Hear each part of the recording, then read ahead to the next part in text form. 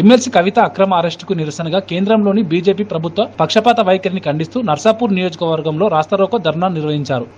ఈ కార్యక్రమంలో municipal chairman Ashok Goud, vice chairman Nayeem, BRS party నాయకులు దొంతి సంతోష్ రెడ్డి, చంద్రగౌడ్, మాన్సూర్, జెడ్పీటీసీలు మేఘమాల, కవిత, ఆంజనేయులు, రమేష్ గౌడ్, ఎంపీపీలు రాజు నాయక్, మంజుల, పార్టీ అధ్యక్షులు భోగశేఖర్, రమణగౌడ్, సారా రామగౌడ్, శ్రీనివాస్ రెడ్డి, భూపాల్ రెడ్డి, ఆయా మండలాలకు చెందిన నాయకులు, కార్యకర్తలు పెద్ద సంఖ్యలో పాల్గొన్నారు. ఇవన్నీ శాశ్వతం కాదు. 4 రోజుల ఆటనే చూస్తున్నాం మనం. మళ్ళీ కేసీఆర్ గారు కథం ముందుకెళ్ళిదే వాళ్ళు ఎవ్వరు కూడా ఆగలని చెప్పేసి కూడా నేను తెలియజేస్తా ఉన్నా. కాబట్టి ఖచ్చితంగా మన కేసీఆర్ గారు ముందుకు రావడం జరుగుతుంది. మనందరం ధైర్యంగా ఉండాలి.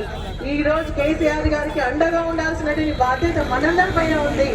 మనందరం కూడా మీరు భయపడద్దు, మేము మీతో పాటు ఉన్నామని చెప్పేసి ప్రతి గ్రామంలో కూడా మనం వారికి ధైర్యం చెప్పాల్సినటువంటి అవసరం. వారికి ధైర్యం లేక కానీ మనం అండగా ఉన్నామన్న ఒక సందేశాన్ని మనం ఇవ్వాల్సినటువంటి అవసరం ఉందని చెప్పేసి కూడా నేను ఈ సందర్భంగా తెలియజేస్తూ, నేను నర్సాపూర్ లో ఉన్నటువంటి మీ అందరూ కూడా నేను తెలియజేస్తా ఉన్నా, ఎవరు ఎటువంటి రకమైనటువంటి ఇబ్బందులు పెట్టినా ఏ అర్ధరాత్రైనా కూడా మీ అందరినీ కూడా గడపలో పెట్టుకొని కాపాడుకుంటామని చెప్పేసి తెలియజేస్తా ఉన్నా. ఎలక్షన్స్ లో చెప్పడం జరిగింది, నేను కానీ అన్న మదన్ రెడ్డి గారు కానీ ఇద్దరం కూడా ఉంటాం. మన గ్రామాల అభివృద్ధి చూస్తాం, మన సంక్షేమం కోసం పాటు పడతాం, మీ అందరినీ కూడా మా పిల్లల్లాగా చూస్తామని చెప్పిన దానికి కట్టుబడి ఉంటామని చెప్పేసి కూడా ఈ సందర్భంగా తెలియజేస్తాను. ఎక్కడ ఎవరు ఏ ఇబ్బంది వచ్చినా కూడా మేము ముందు ఉంటాం. మొదట లాఠీ దెబ్బ, ఒకవేళ మనం నిజంగా కూడా పోలీసులు వచ్చి అరెస్ట్ చేసి లాఠీ దెబ్బ పడితే మొదట మా మీద వేసుకుంటే తప్ప మీకు కూడా నేను సందర్భంగా తెలియజేస్తా ఉన్నా. మరి చాలా ఇష్యూస్ చేస్తా ఉన్నా, ప్రోటోకాల్ ఇష్యూస్ అన్ని చేస్తున్నారు. ఈ 4 రోజుల ఆటనే ఇదంతా కూడా తర్వాత మళ్ళీ తప్పకుండా మనమే ముందు ఉంటామని చెప్పేసి కూడా నిన్న ఎందుకు అరెస్ట్ చేసింది, మొన్నలో లేకుంటే మొన్నగా ఎందుకు అరెస్ట్ చేయలేదని అడుగుతారంటే, ఈ రోజు నిన్న ఫ్రైడే సాయంత్రం అయితే మరి ఈరోజు సాటర్డే సండే కోర్టులు ఉన్నాయి కాబట్టి కావాలని జైల్లో పెట్టాలన్న ఒక దుర్మార్గమైనటువంటి ఆలోచనతోనే అరెస్ట్ చేయడం జరిగిందని చెప్పేసి కూడా నేను తెలియజేస్తా ఉన్నా. మరి ఈ రోజు మనందరం కూడా గట్టిగా ఒక దాటిపైన ఉండాల్సినటువంటి అవసరం ఉంది. కేంద్రంలో ఉన్నటువంటి బీజేపీ ప్రభుత్వం ఆ విధమైనటువంటి చర్యలు చేపడతా ఉంటే రాష్ట్రంలో ఉన్నటువంటి కాంగ్రెస్ పార్టీ కూడా అటువంటి దుర్మార్గమైనటువంటి ఆలోచనతో ఉండడం జరుగుతుంది. రెండు అయిపోయినాయి. మొన్నదాకా కాంగ్రెస్ బీజేపీ బీఆర్ఎస్ ఒకటన్నారు. మరి ఈ రోజు అడుగుతా ఉన్నా, మరి బీఆర్ఎస్ ఒకటా లేకుంటే బీజేపీ కాంగ్రెస్ ఒకటా? మీరే చెప్పాల్సినటువంటి అవసరం ఉంది. మీరేమో మొన్న వేదికమైనవై మరి మోడీ గారిని పొగుడుతారు. నిన్ననేమో మోడీ గారు వచ్చే సమయంలో మన కవితమ్మని అరెస్ట్ చేస్తున్నారంటే బీజేపీ మరి అదేవిధంగా కాంగ్రెస్ ఒకటనే విషయాన్ని స్పష్టంగా తెలియజేయడం జరుగుతుందని చెప్పేసి కూడా నేను తెలియజేస్తా ఉన్నా. ఈ రోజేమో కాంగ్రెస్ పార్టీకి సంబంధించిన రాష్ట్రంలో ఉన్నటువంటి ఎమ్మెల్యేలను కానీ మాజీ ఎమ్మెల్యేలు కానీ ముఖ్య నాయకులందరినీ కూడా భయభ్రాంతులకు గురి చేసి వారికి ఉన్నటువంటి కొన్న రాజకీయ ముందు భాగంలో నిలబడడం జరిగింది.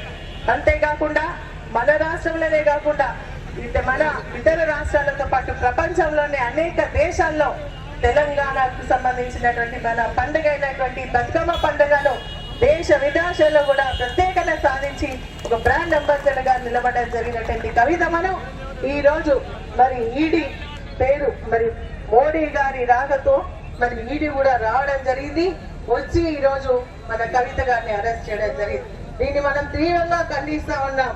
అక్రమ అరెస్టులకు నిరసనగా ఈ రోజు ఈ కార్యక్రమాన్ని మనం ఇక్కడ నిర్వహించడం జరుగుతూ ఉంది.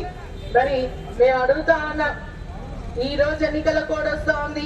నిన్న మోడీ గారు రావడం జరిగింది. మరి కవితమ్మని ఇప్పుడు ఎందుకు అరెస్ట్ చేస్తున్నారు అంటే రాజకీయ లబ్ధి కోసమే. కేసీఆర్ గారి కుటుంబం ఉంటే తెలంగాణ రాష్ట్రంలో కానీ దక్షిణ భారతదేశంలో కానీ బీజేపీకి స్థానం ఉండదన్న ఆలోచనతోనే ఈ రోజు మన కవిత గారిని అరెస్ట్ చేయడం జరిగింది. కవిత గారి అక్కడ కోర్టులో ఉన్నటువంటి తెలంగాణ ఒక ఈడీ అధికారులు ఒక మహిళను ఆఫీస్ కి తీసుకెళ్లి మరి ఎంక్వైరీ చేసేటువంటి పరిస్థితి ఇంతకు ముందు లేదు.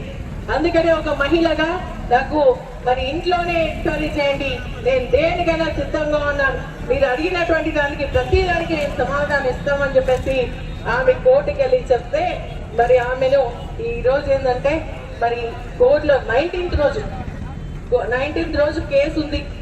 దానిపైన నిర్ణయం తీసుకునేటువంటి పరిస్థితి ఉన్నట్టయితే మరి ఈ రోజు వారు కావాలని వచ్చి కోర్టు కూడా సుప్రీంకోర్టు కూడా మేము ఫర్దర్ ఆర్డర్స్ ఇచ్చే వరకు ఎటువంటి అరెస్టులు చేయొద్దు, ఎంక్వైరీలు చేయొద్దు అని చెప్పినప్పటికీ కూడా ఈ రోజు కావాలని మరి నిన్న వచ్చి కరెక్ట్ గా ఎంక్వైరీ పేరు మీద మరి లాస్ట్ కు మహిళల్ని 6 గంటల లోపల తర్వాత అరెస్ట్ చేయదు.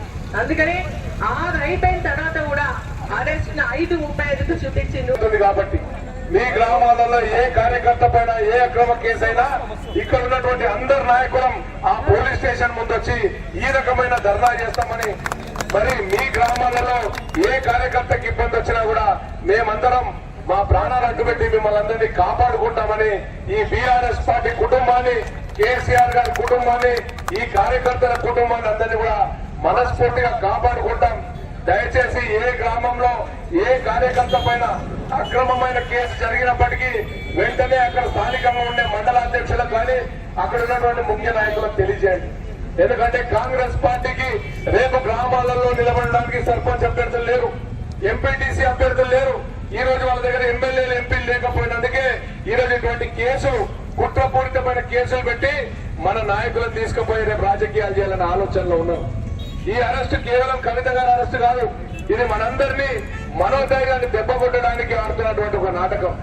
కాబట్టి మన ధైర్యంతో ఉండాలి. మన నాయకుడు కేసీఆర్ గారిని కూడా అరెస్ట్ చేస్తే ఆ రోజుతో ఉద్యమం ఆగిపోతుంది అనుకుని భావించిన నాయకులకు మరి టీఆర్ఎస్ పార్టీ సైనికులు తర్వాత పెట్టిన దెబ్బతో 15 సంవత్సరాల వరకు అధికారానికి దూరమైంది. ఈ రోజు కవిత గారి అరెస్టును కూడా మనం ఆ రకంగానే చూడాలి.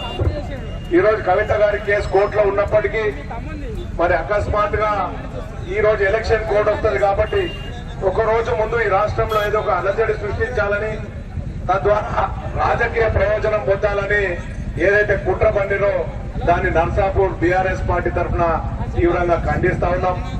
అంతేగాదు రాష్ట్ర వ్యాప్తంగా బీఆర్ఎస్ పార్టీ నాయకుల పైన జరుగుతున్నటువంటి అన్ని అక్రమ కేసుల పైన రాబోయే రోజులలో పోరాటం చేస్తాం.